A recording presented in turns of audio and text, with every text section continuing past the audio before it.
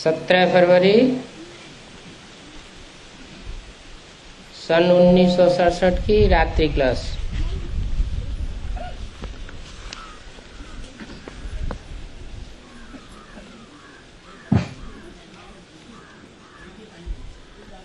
अनुभव तो सब बताते हैं, अज्ञान काल और ज्ञान काल की चलन में फर्क हो जाता है।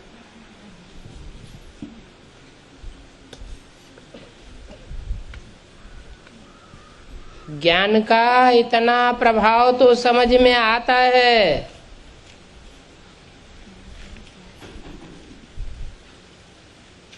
कोई की तकदीर ऐसी होती है जो दैवी गुण धारण नहीं कर सकते।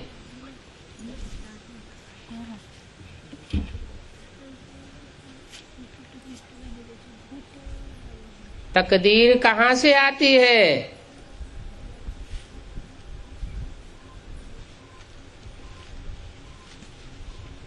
63 जन्मों में जो जो कर्म किए हैं, अच्छे कर्म किए हैं या बुरे कर्म किए हैं,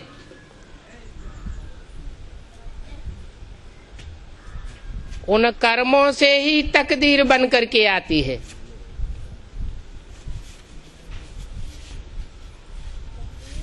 अच्छा संग किया है तो अच्छी तकदीर, बुरे कर्म किए हैं तो बुरी तकदीर। लेकिन पिछले 63 जन्मों में भी अच्छे और बुरे कर्म का फाउंडेशन कहाँ पड़ता है?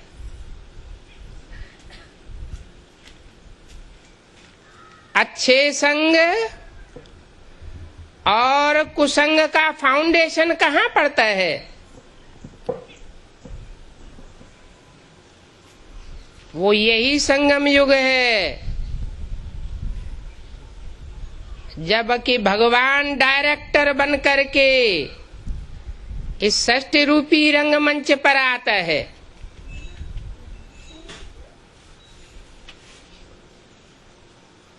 और जन्म जन्मांतर की शूटिंग कराता है।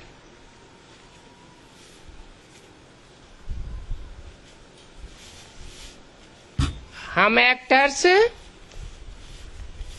जो आत्मा रूपी एक्टर्स हैं, जन्म जन्मांतर अनेक चोले धारण करते चले आए हैं।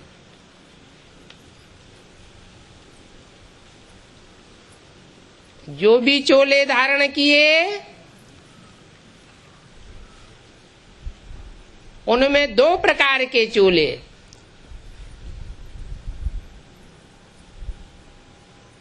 सृष्टि के आदि काल से लेकर के मध्यकाल तक जिन्होंने देवताई चोले धारण किए,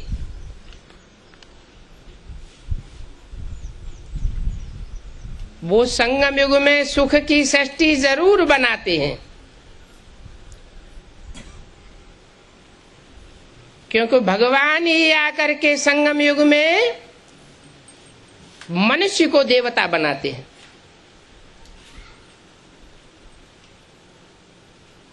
मनुष्य से देवता सब नहीं बनते।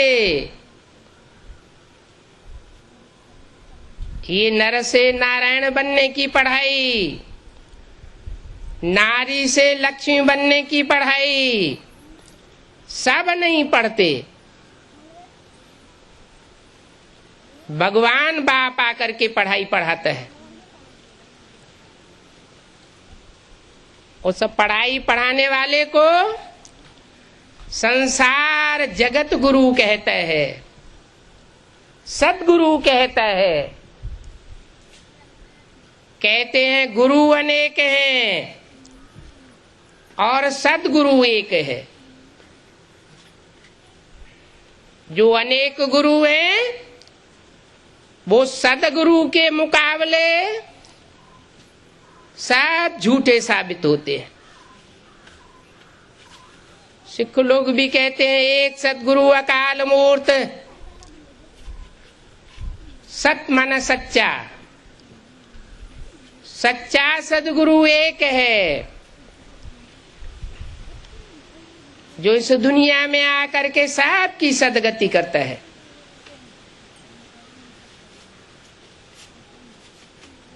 ये बात दूसरी है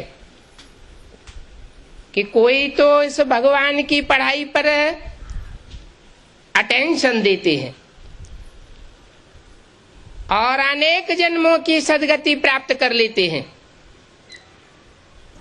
राम कृष्ण की दुनिया में पहुंच जाते हैं और राम कृष्ण के संगी साथी बनकर के रहते हैं। कोई अटेंशन नहीं देते हैं, नहीं अटेंशन देते हैं तो राम कृष्ण जैसे जो हीरो हीरोइन पार्टधारी आत्माएं हैं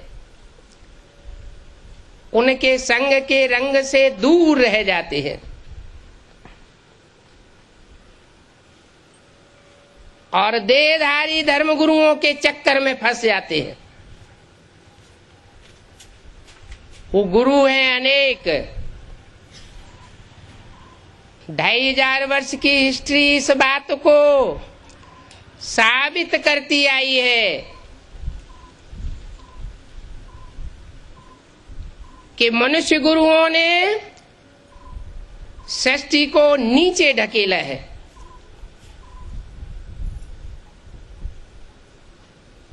पाताली गर्त में गई है मनुष्य सृष्टि।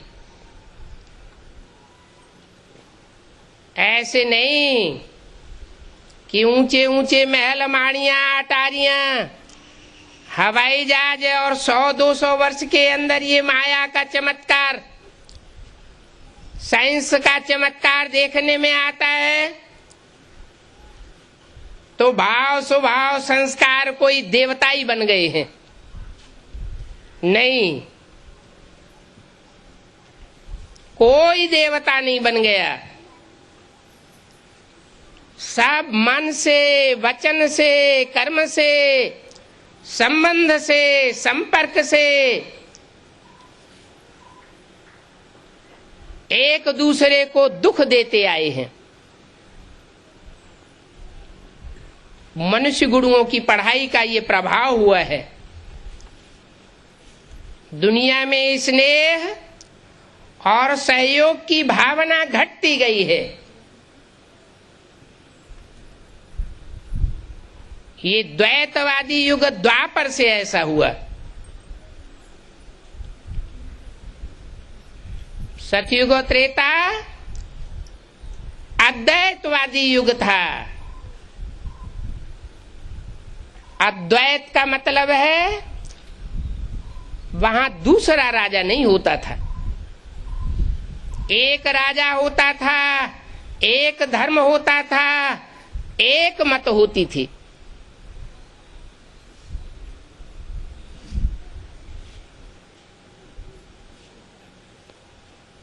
एक कुल होता था, एक वंश होता था, एक भाषा होती थी। इसलिए आपस में वैमनस्य और लड़ाई झगड़े का तो सवाल ही नहीं था,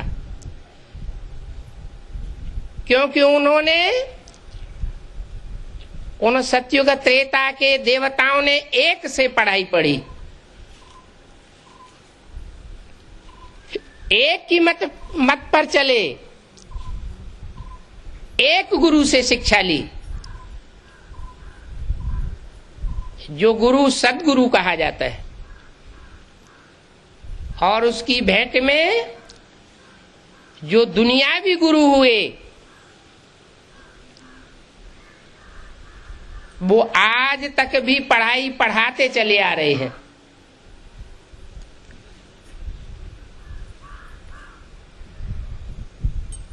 बड़ी बड़ी सभाओं में पढ़ाइयां पढ़ाते हैं,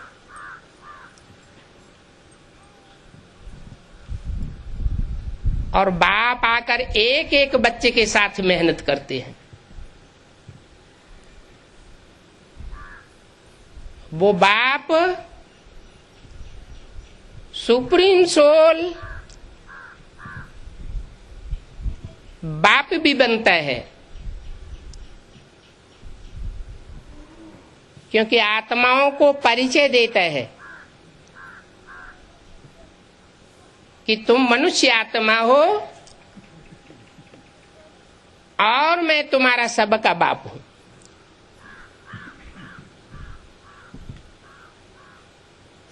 वो बाप में मनुष्यों का बाप भी साबित हो जाता है और आत्माओं का बाप भी साबित हो जाता है।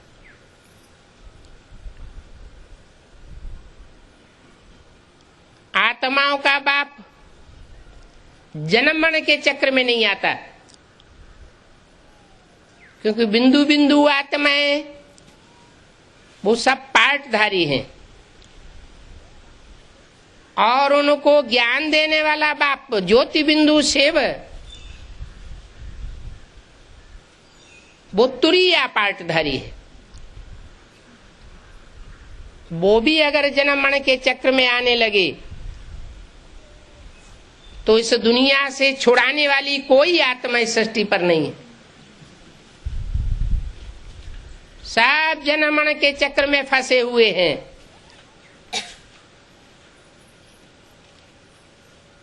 सब नीचे लुढ़कते जाते हैं। आत्मा की बैटरी सबकी डिस्चार्ज होती जाती है। ये आत्मा रूपी बीज कलयुग के अंत में आते आते जब बहुत कमजोर हो जाता है तो उन आत्मा रूपी बीजों को पावर भरने के लिए या आत्मा रूपी बैटरीज में पावर भरने के लिए वो सुप्रीम सोल बाप शिव इस सृष्टि में आकर के मनुष्य सृष्टि का जो हीरो पार्टधारी है राम और जो हीरोइन पार्टधारी है मृदुल आत्मा कृष्ण, इन दो आत्माओं का विशेष आधार लेता है। उनमें भी एक राम के द्वारा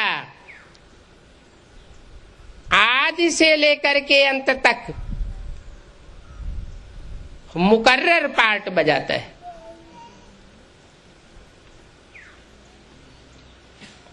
बाप के रूप में पार्ट बजाता है,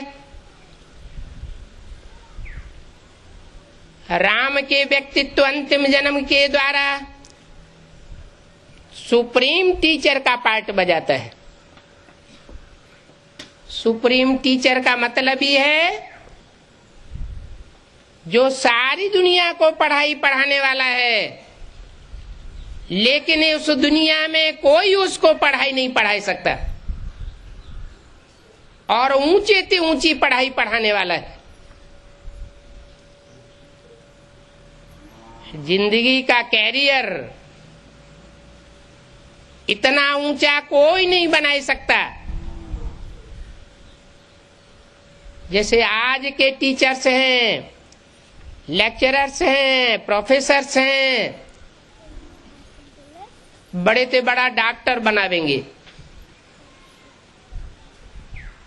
1000, 10,000, 15,000, 50,000 पर मंथ कमावेंगे, लेकिन एक जन्म के लिए। और वो सुप्रीम टीचर ऐसी पढ़ाई पढ़ाता है कि रामकृष्ण की दुनिया में तो देवी देवता बनकर के जन्म लेते ही रहते हैं। 21 जन्म के लिए भाव स्वभाव संस्कार सिर्फ सुख भोगने का ही बनता है, लेकिन उन्हें 21 जन्मों के आधार पर 63 जन्मों का भी हिसाब किताब द्वापर कलयुग का भी बन जाता है। जो जितना ऊंचा देवता बनता है सतयुग त्रेता में, जितना ऊंचा पुरुषार्थी बनता है संगम युग में, वो उतना ही ऊंचा पाटधारी द्वापर कलयुग में भी बन जाता है।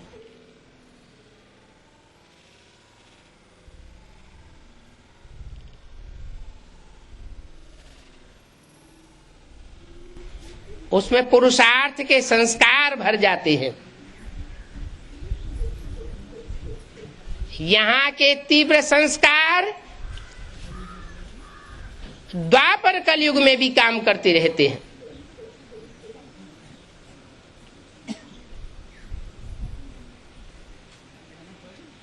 जैसे बाबर का मिसाल है,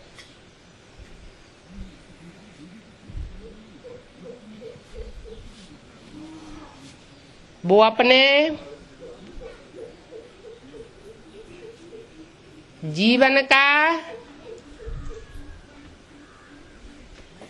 पुरुषार्थ ऐसा करता है जो सिपाही से सम्राट बन जाता है। एक ही जन्म में इतना तीखा पुरुषार्थ करने के संस्कार हैं।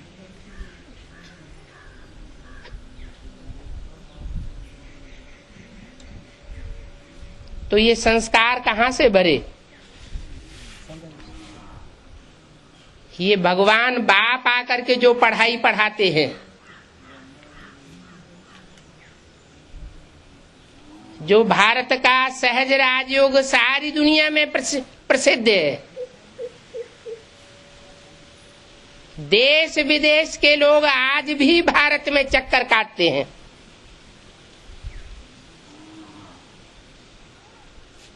उनका अभी तक भी विश्वास है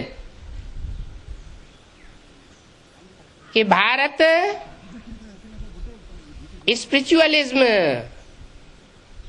आध्यात्मिकता में बहुत आगे है और हम भौतिकवादी बन गए हैं।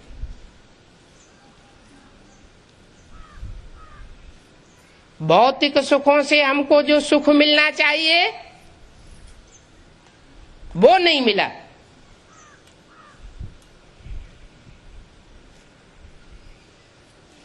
उनको ये पता नहीं है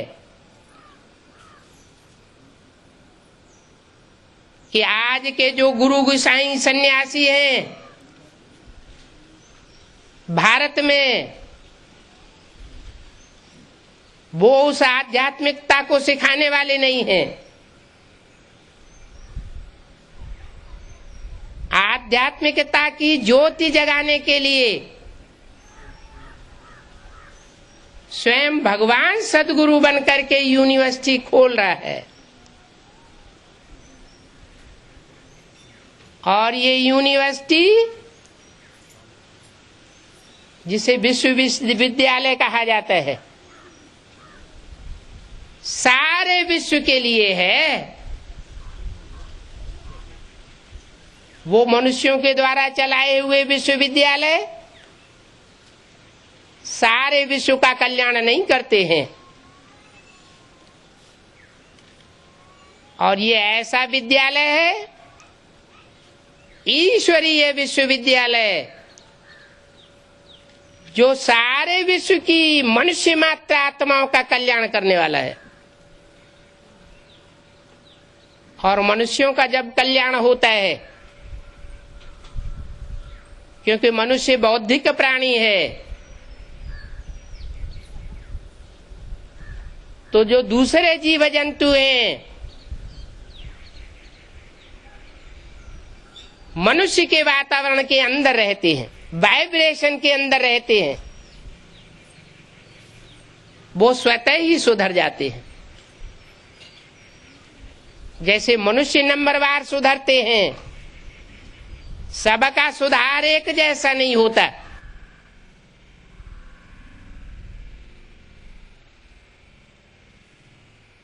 स्कूल कॉलेज में भी पढ़ने वाले सब स्टूडेंट्स एक जैसे नहीं होते। कोई तीखी पढ़ाई पढ़ते हैं, कोई डल हेडेड होते हैं। ऐसे ही वो जीव जंतु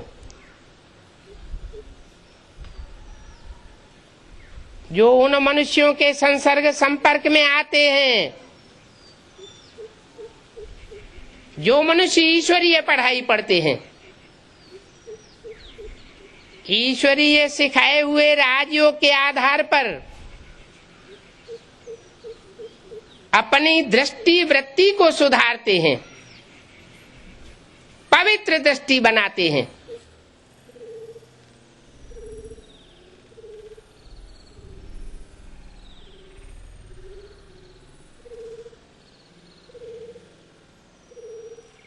जो गायन है देवताओं के लिए कमल नयन, कमल मुख,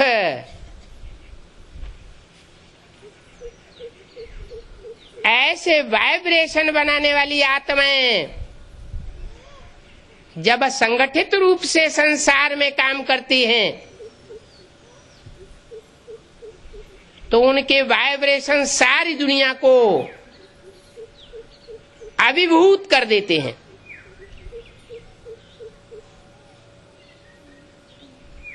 जो भी आत्माएं हैं, मनुष्य मात्र हों, कीट पशु पक्षी पतंगे हों, जानवर आदि हों, सब शांत होने लग पड़ते हैं। शांति का वाइब्रेशन संसार में बन जाता है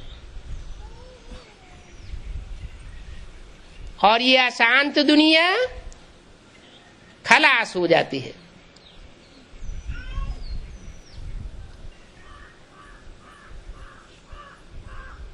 अभी बाप कहते हैं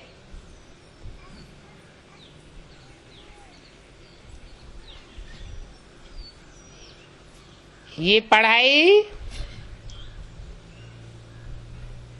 फिर किसी जन्म में प्राप्त नहीं होगी।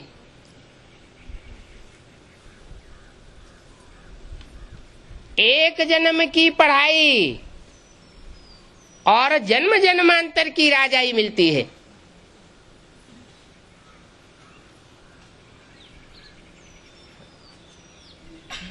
मनुष्य जो पढ़ाई पढ़ाते हैं उसकी ये भी गारंटी नहीं कि उसकी प्रारब्ध एक जन्म में मिले भी न मिले।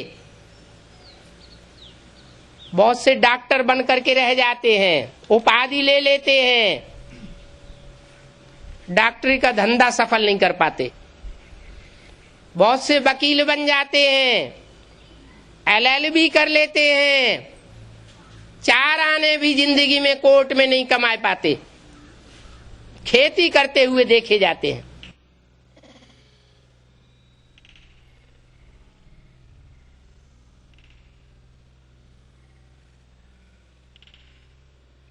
और ये ईश्वरीय पढ़ाई ऐसी है जो 21 जन्मों के लिए तो गारंटी देती है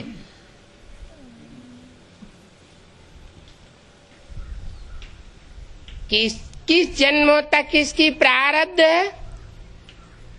निरंतर चलेगी। अगर पढ़ने वाले विद्यार्थी रेगुलर और पंक्चुअल होकर के पढ़ाई पढ़े, रेगुलर का मतलब रोज पढ़ाई पढ़ें और पंक्चुअल का मतलब है टाइम से आए क्लास में, और पूरा टाइम जो 1 घंटे क्लास का है या 2 घंटे है वो अलर्ट होकर के पढ़ाई पढ़े। लेकिन बुद्धि में वो पहचान नहीं होती, नंबरवार पहचान होती है कि वो सुप्रीम सोल शिव जो हम आत्माओं की तरह ही ज्योति बिंदु है, वो ज्योति बिंदु शिव किस मनुष्य शरीर के द्वारा मुकर्रर कार्य कर रहा है?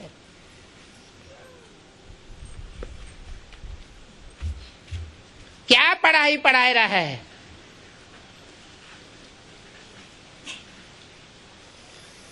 ये भी एक बड़ी भारी परीक्षा है। मनुष्य बौद्धिक प्राणी तो है, लेकिन भांति भांति की बुद्धि वाले हैं। हर आत्मा में अपने प्रकार की बुद्धि समाई हुई होती है।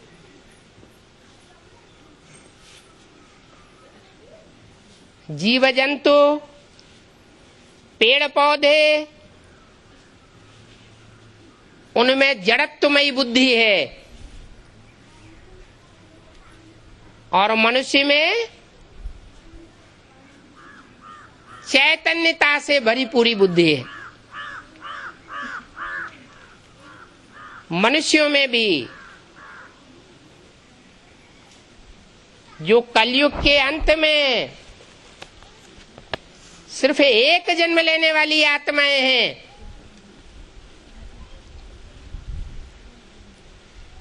जिनकी संख्या 150-200 करोड़ से भी ज्यादा है,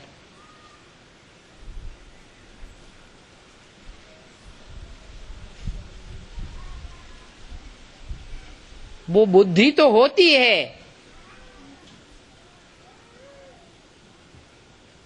लेकिन ऐसी बुद्धि नहीं होती कि उनको मनुष्य कहा जा सके, मनु की औलाद कहा जा सके। मनु मना मन का उपयोग करने वाला।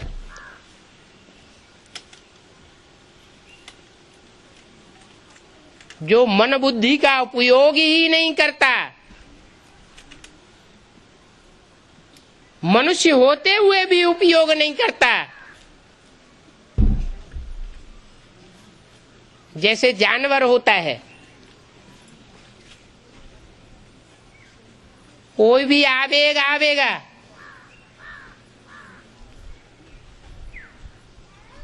तो बिना सोचे समझे बुद्धि चलाए, मनन चिंतन मंथन किए,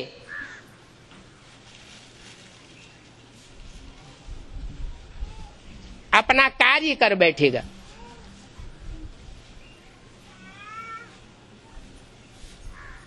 काम के आवेग से भरा पूरा कार्य हो, क्रोध के आवेग से भरा पूरा कार्य हो, लोभ के आवेग से भरा पूरा कार्य हो, वो बुद्धि और मन का उपयोग किए बगैर कर बैठेगा। बाद में भले कोई भी रिजल्ट आए, भले मौत भी हो जाए, वो मन बुद्धि का उपयोग नहीं करेगा। तो जानवर और मनुष्य में कोई फर्क नहीं रहा। इसलिए भगवान बाप बताते हैं कि 500 करोड़ तो मनुष्यों की सृष्टि है,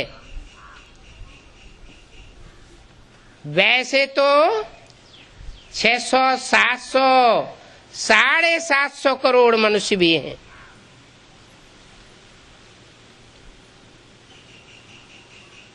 लेकिन वो एक जन्म लेने वाली आत्माएं हैं इस षष्ठ रूपी रंगमंच पर। मन बुद्धि का उपयोग करने वाली आत्माएं नहीं है।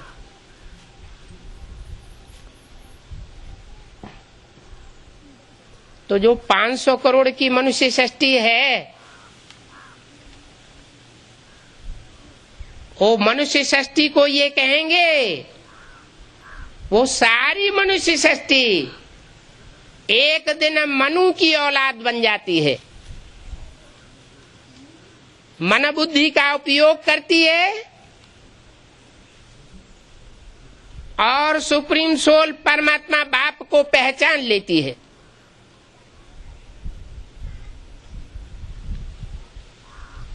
पहचान कर उसकी जो निर्धारित पढ़ाई है, ईश्वरीय पढ़ाई, उसको पढ़ती है, जीवन में धारण करती है, और जैसी जैसी धारणाएं होती हैं वैसी वैसी प्राप्ति होती है।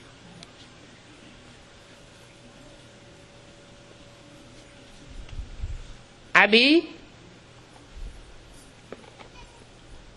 ईश्वरीय पढ़ाई का 2/3 हिस्से से ज्यादा समय पूरा हो गया।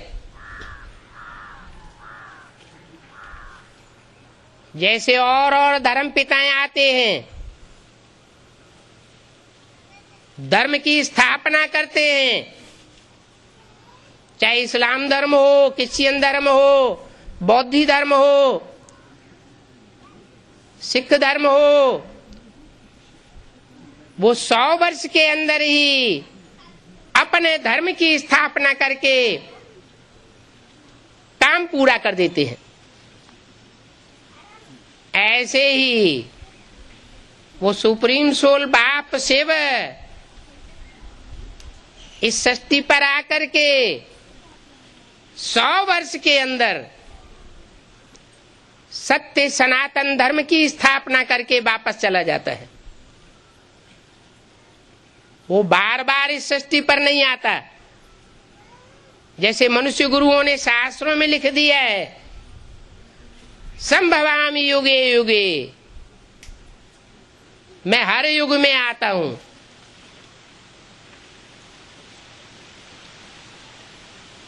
अरे हर युग में आने की दरकार क्या है? लौकिक बाप भी होता है, अपने बच्चों के लिए मकान बनाता है, तब ही बनाता है जब पुराना मकान पूरा हो जाए, पुरानापन आ जाए, दुखदाई हो जाए मकान, तब नया मकान बनाता है। ऐसे नहीं कि नए मकान को तोड़ देगा। दुनिया की हर चीज 4 अवस्थाओं से गुजरती है। मनुष्य भी 4 अवस्थाओं से गुजरते हैं। जैसे मनुष्य का बचपन सतो प्रधान, किशोरावस्था सतो सामान्य, जवानी रजो प्रधान और बुढ़ापा तमो प्रधान हो जाता है। ऐसे ये सृष्टि भी, ये मनुष्य सृष्टि 4 अवस्थाओं से गुजरती है। उन 4 अवस्थाओं को इस सृष्टि रूपी ड्रामा का 4 सीन कहा जा सकता है। सतो प्रधान सतयुग, सतो सामान्य त्रेता युग, रजो प्रधान कलयुग और रजो प्रधान द्वापर युग और तमो प्रधान कलयुग।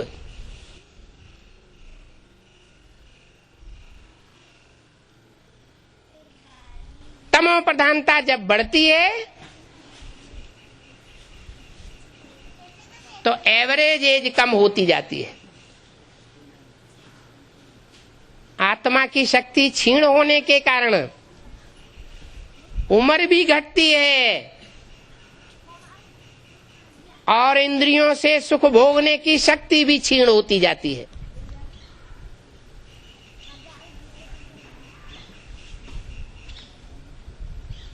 भगवान बाप सुप्रीम सोल आते हैं तो राजयोग के द्वारा आत्मा में शक्ति भरते हैं।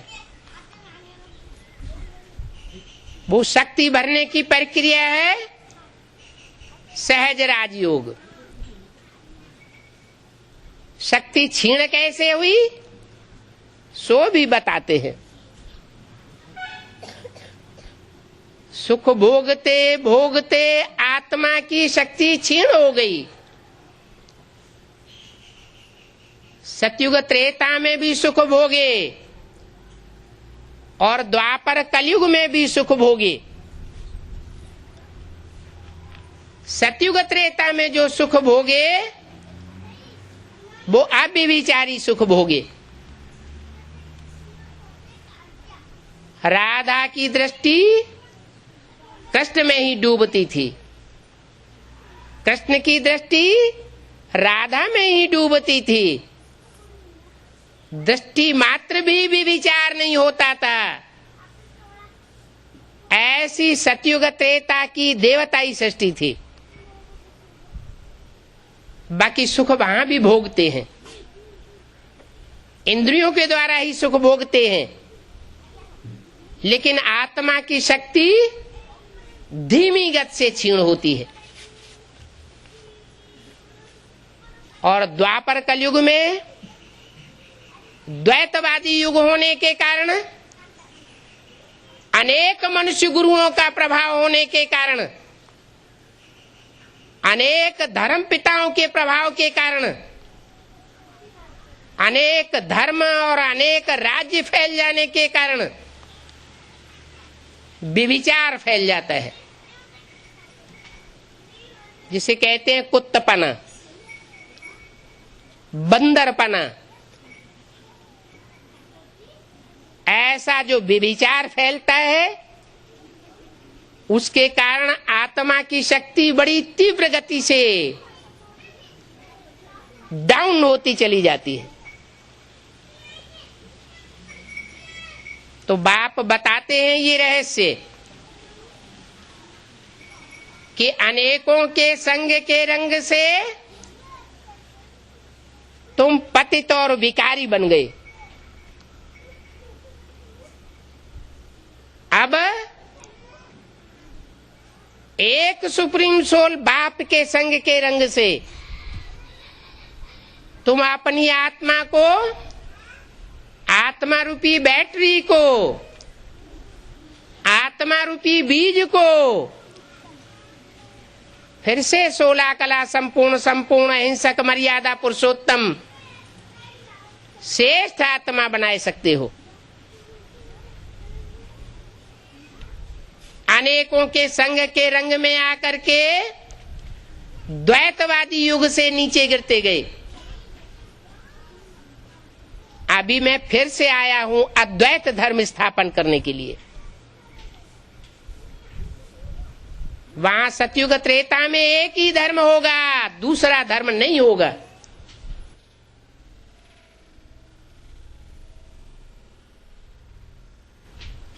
इसलिए धारणाएं श्रेष्ठ होंगी। श्रेष्ठ धारणा वालों को ही देवता कहा जाता है। भ्रष्ट धारणा वालों को मनुष्य और राक्षस कहा जाता है।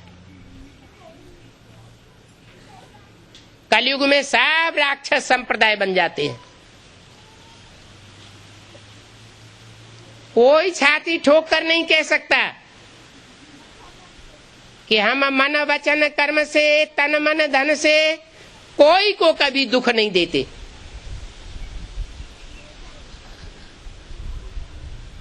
दुख देने वाले को ही राक्षस कहा जाता है, सुख देने वाले को देवता कहा जाता है, और देवताओं को भी बनाने वाला सुख का सागर बाप है, जो आकर के मनुष्य से देवता बनाता है।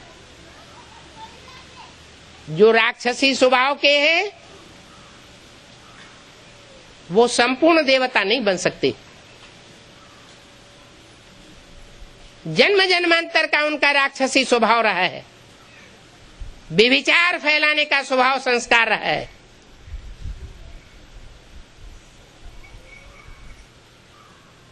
जैसे गुरुओं ने पुस्तकों में लिख दिया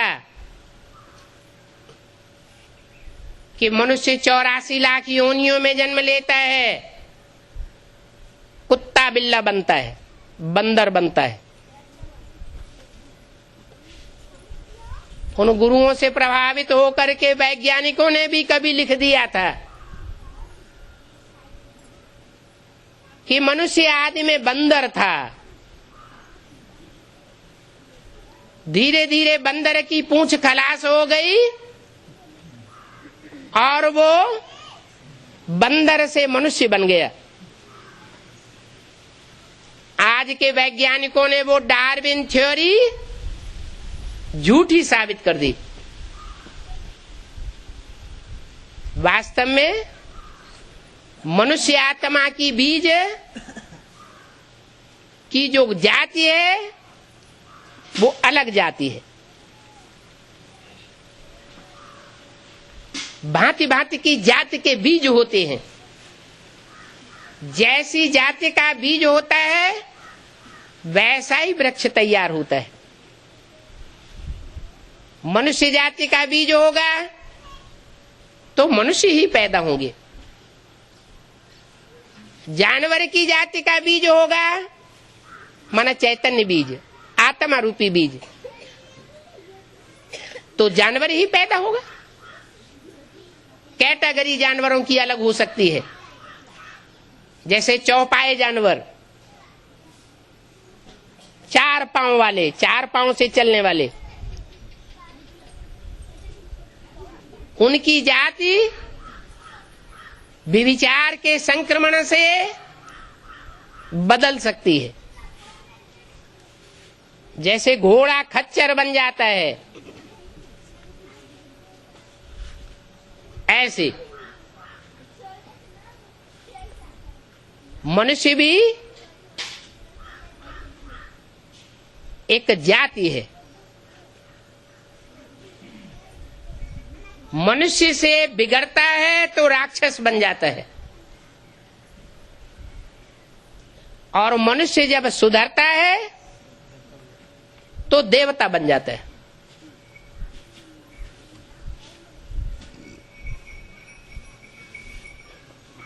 देव योनि में भी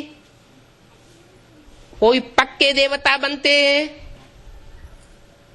और कोई कच्चे देवता बनते हैं। जो पक्के देवता बनते हैं वो पूरे 84 जन्म लेने वाले होते हैं।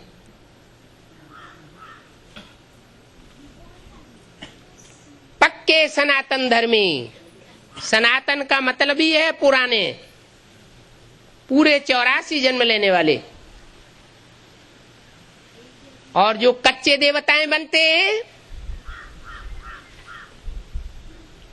उसका भी कारण है कि वो कच्चे देवताएं क्यों बनते हैं। वो कच्चे देवताएं कम जन्म क्यों लेते हैं? इसलिए लेते हैं कि भगवान बाप आकर के जब पढ़ाई पढ़ाते हैं तो पढ़ाई तो पढ़ते हैं लेकिन पूरी पढ़ाई नहीं पढ़ते। रेगुलर और पंक्चुअल होकर के पढ़ाई नहीं पढ़ते, उस ईश्वरीय पढ़ाई को उतना महत्व नहीं देते। इसलिए कच्चे कन्वर्ट होने वाले देवता बनते हैं।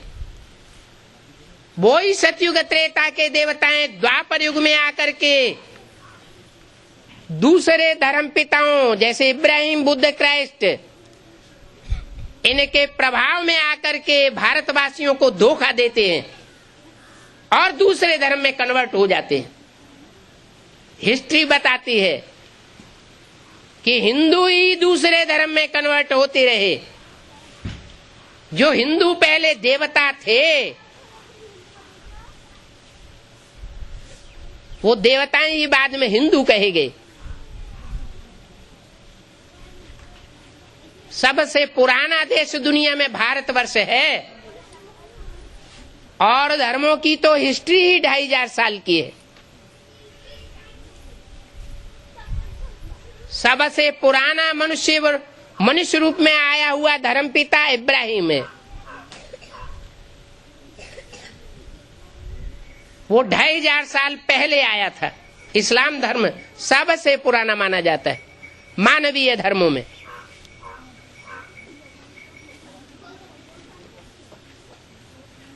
लेकिन वो इस्लाम धर्म कैसे बना? इब्राहिम ऊपर से आया तो सारे इस्लामी ऊपर से आकर के नीचे बन गए, या पहले भी मनुष्य सृष्टि थी? पहले भी भारत में मनुष्य सृष्टि थी। जो देवताएं थे, उन देवात्माओं में ही ऊपर से आने वाली दूसरे धर्म की आत्माएं प्रवेश करती हैं और प्रवेश करके भारत के हिंदुओं को कन्वर्ट कर लेती हैं। जो कच्चे देवताएं होते हैं वो कन्वर्ट होते हैं, पर धर्म में चले जाते हैं। गीता में भी कहा है, स्वधर्मे निधनम श्रेयः परधर्मो भयावह। अपने धर्म में मर जाना अच्छा, और दूसरे का धर्म दुखदाई होता है। दूसरे धर्म के धर्म पिताएं और उनके फॉलोअर्स देवता धर्म के अथवा हिंदू धर्म की आत्माओं को कन्वर्ट करके अपना दास दासी बना करके रखते हैं।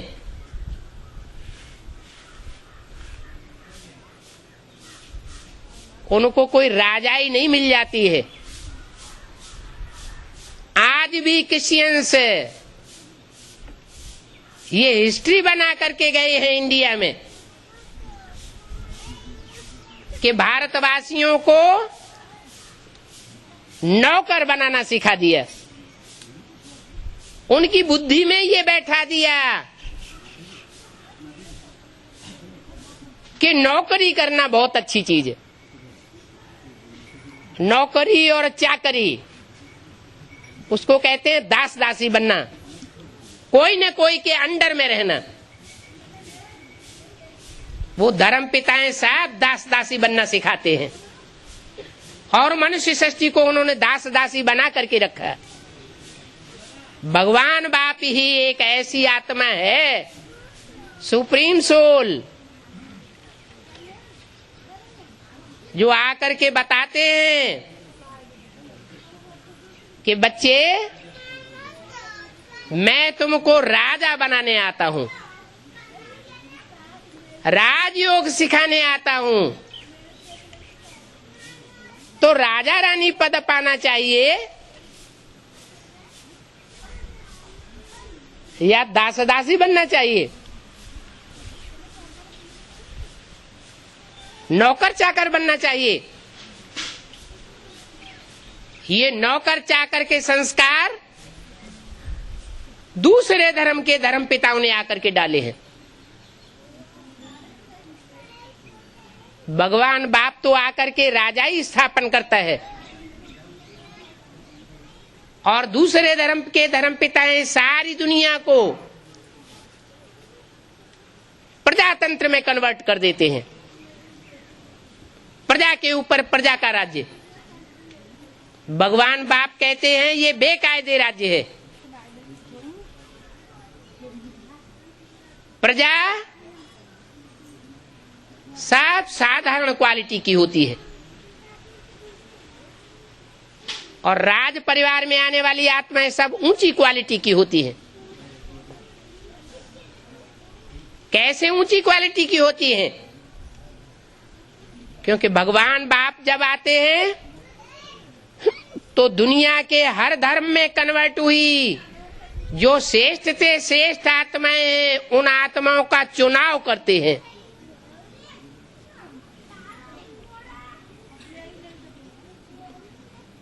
और उन श्रेष्ठ से श्रेष्ठ आत्माओं को चुन करके पढ़ाई पढ़ाते हैं। जिस ईश्वरीय पढ़ाई को पढ़ करके उन आत्माओं में ये संस्कार पक्का होता है कि राजाई का जमाना ही श्रेष्ठ था। इस सृष्टि में और हिस्ट्री में राजाओं का राज्य बड़े लंबे समय तक चला है। अभी ये दुनिया में 200-300 वर्षों के अंदर प्रजातंत्र राज्य फैल गया, प्रजा के ऊपर प्रजा का राज्य।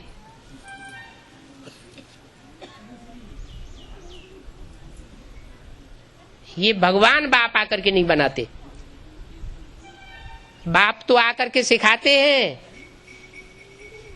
बच्चे अधीन रहना नहीं है, अधिकारी बनना है, राजा बनना है, महाराजा बनना है। और एक जन्म के लिए नहीं, जन्म जन्मांतर के लिए। हिस्ट्री में जो छोटे बड़े राजाएं हुए हैं, कोई बताए कि इन राजाओं को राजाई करना किसने सिखाया, कब सिखाया? डॉक्टरों को डॉक्टरी सिखाई जाती है, वकीलों को वकालत सिखाई जाती है, इंजीनियर्स को इंजीनियरिंग सिखाई जाती है। इन राजाओं को राजाई करना किसने सिखाया, कब सिखाया? वो भगवान ने सिखाया। भगवान आकर के राजा बेटा बनाता है। ये जन्म जन्मांतर के संस्कार, राजा और रानी बनने के संस्कार, राज परिवार में जन्म जन्मांतर प्रिंस प्रिंसेस बनने के संस्कार अभी भगवान बाप आकर के आत्माओं में भर रहे हैं।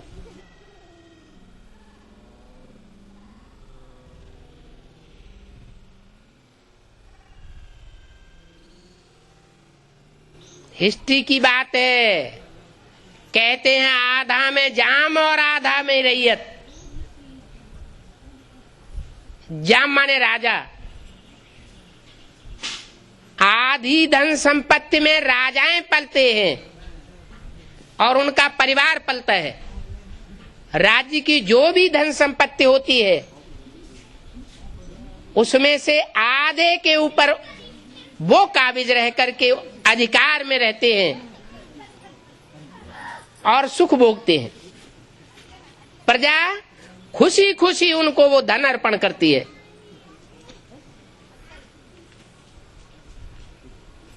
और आधे में सारी प्रजा पलती है।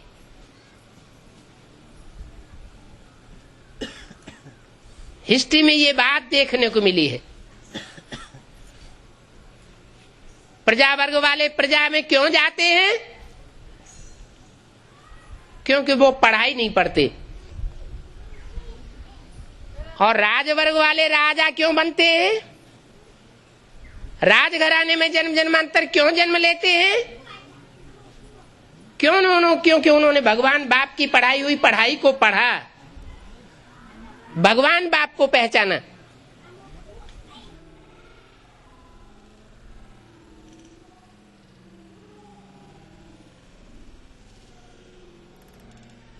भक्त लोग तो ऐसे ही बिना जाने बिना पहचाने मंदिरों में जाकर के भगवान की पूजा करते रहते हैं। कोई राम के रूप में भगवान को मानते हैं, कोई कृष्ण के रूप में भगवान को मानते हैं, अंधश्रद्धा पूर्वक, ज्ञान की दृष्टि से पहचान करके नहीं। बाप ये अंधश्रद्धा का खंडन कर देते हैं। भक्ति है अंधश्रद्धा और ज्ञान है श्रद्धा विश्वास को पक्का करने वाला। श्रद्धा विश्वास अच्छी चीज है, लेकिन श्रद्धा विश्वास अगर उसमें अंध शब्द मिल गया, अज्ञानता आ गई, ऐसे ही कोई के ऊपर श्रद्धा धारण कर ली, विश्वास पैदा कर लिया, तो वो भक्ति हो जाती है।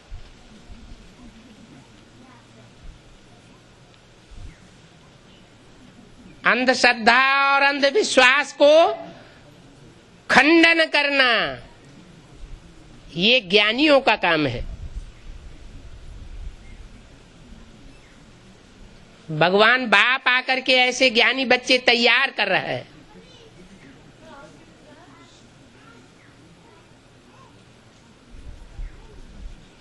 वो ज्ञानी बच्चे एक एक बात, एक एक कदम जो बढ़ाते हैं, उसमें देखते हैं कि ये काम कारणकारी के विश्लेषण पूर्वक है या नहीं है, क्या करना है और क्या नहीं करना है, कौन सा कार्य सत्य है और कौन सा कार्य असत्य है, ये निर्णय करना ज्ञान के तीसरे नेत्र का काम है। ये बुद्धि का नेत्र भगवान बाप आकर के खोलते हैं। तीनों कालों का ज्ञान देते हैं। तीनों कालों का सही ज्ञान मनुष्य गुरुओं के पास नहीं हो सकता। वो तीनों कालों का ज्ञान ऐसे ही के पास हो सकता है जो जन्म मरण के चक्र में ना आता हो। वो जन्म में और मरण के चक्र में ना आने वाली आत्मा सदा शिव है, सदैव कल्याणकारी है।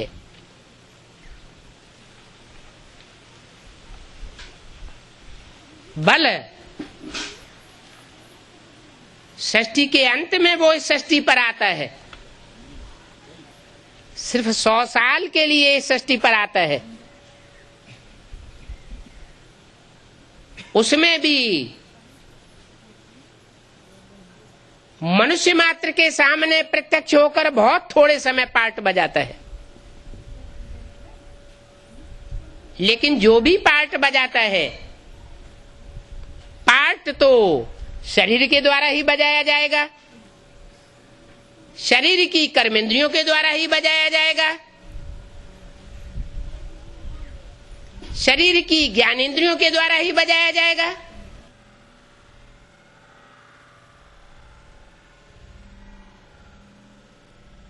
तो जो भी ज्ञानेंद्रियों या कर्मेंद्रियों के द्वारा पार्ट बजाता है,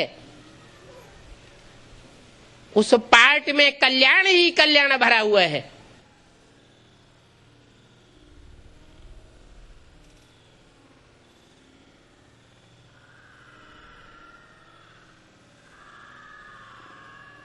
चाहे वो आंख जैसी श्रेष्ठ इंद्रिय क्यों न हो, और चाहे वो कामांग जैसी भ्रष्ट इंद्रिय क्यों न हो, वो मनुष्य रूप में आता है, साधारण मनुष्य तन में आता है। तो साधारण मनुष्य तन में आकर के सर्वसाधारण मनुष्यों की तरह ही तो कार्य करेगा, लेकिन जो भी कार्य करेगा उसका रिजल्ट कल्याणकारी होगा, अकल्याणकारी नहीं हो सकता।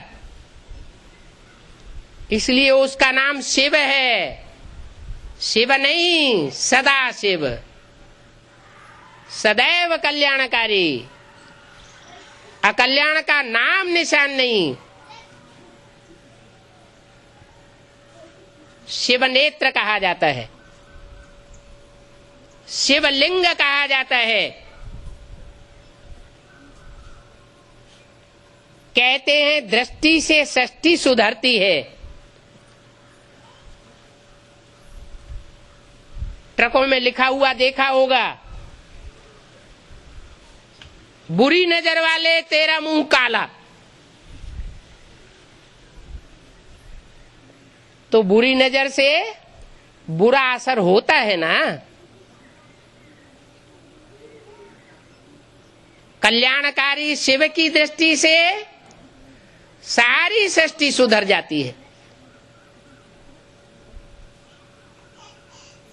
वो शिव नेत्र कहा जाता है। वही शिव नेत्र दृष्टि से सृष्टि को सुधारने वाला भी है। और शास्त्रों में लिखा है कि वही नेत्र जब खुलता है तो आसुरी सृष्टि का क्या हो जाता है? विनाश हो जाता है। आसुरी सृष्टि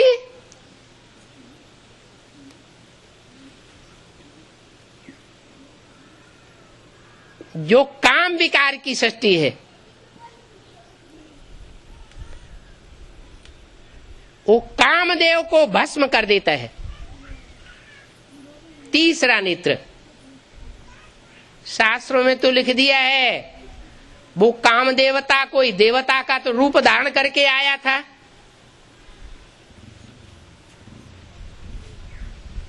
अब वो कोई काम देवता कामदेव नहीं होता है।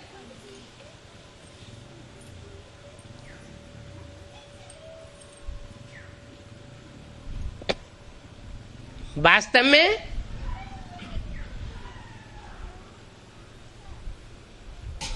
जो राम बनता है वो ही सारी सृष्टि को आकर्षण करने वाला कृष्ण है। राम और कृष्ण का एक ही चोला होता है, जिसे ब्राह्मणों की भाषा में बाप दादा कहा जाता है। भक्तों की भाषा में अर्धनारीश्वर रूप दे दिया है। वो रामकृष्ण की आत्माएं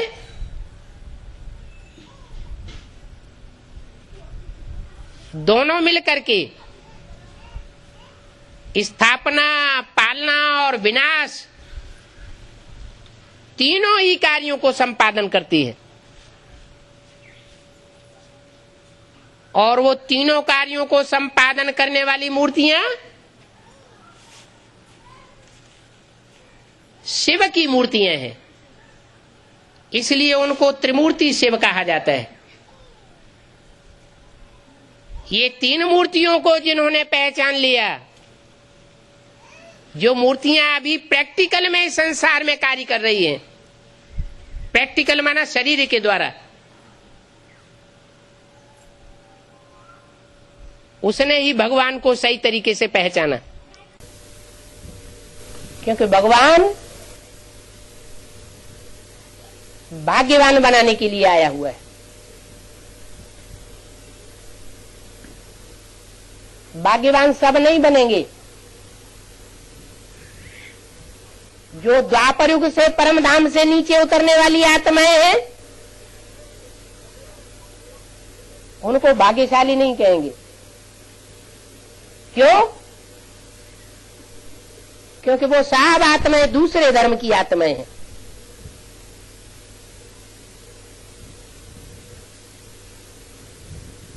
वो द्वैतवादी युग में ही आती हैं, दुख की सृष्टि में ही आती हैं। वो दुर्भाग्यशाली है। उन आत्माओं के मुकाबले जो सतयुग त्रेता में आकर के जन्म लेती है,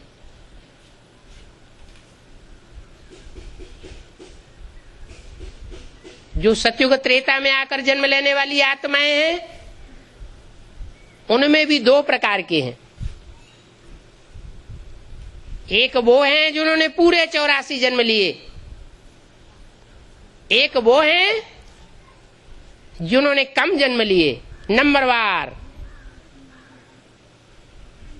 जिन्होंने पूरे 84 जन्म लिए हैं। उनके लिए बोला है कि तुम बच्चे पौना हिस्सा सृष्टि का सुख भोगते हो, 3/4 हिस्सा सुख है तुम्हारे लिए, और सिर्फ चौथाई हिस्सा इस सृष्टि का दुख भोगते हो। उसमें भी तुम नंबरवार हो। कोई तो 82-83 जन्म भी सुख भोगते हैं, आखिरी जन्म में जाकर के दुखी होते हैं।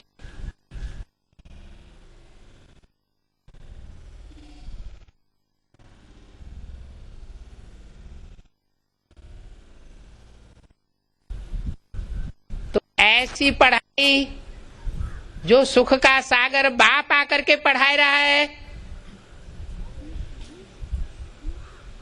अब नहीं पढ़ेंगे तो कब पढ़ेंगे। ओम शांति।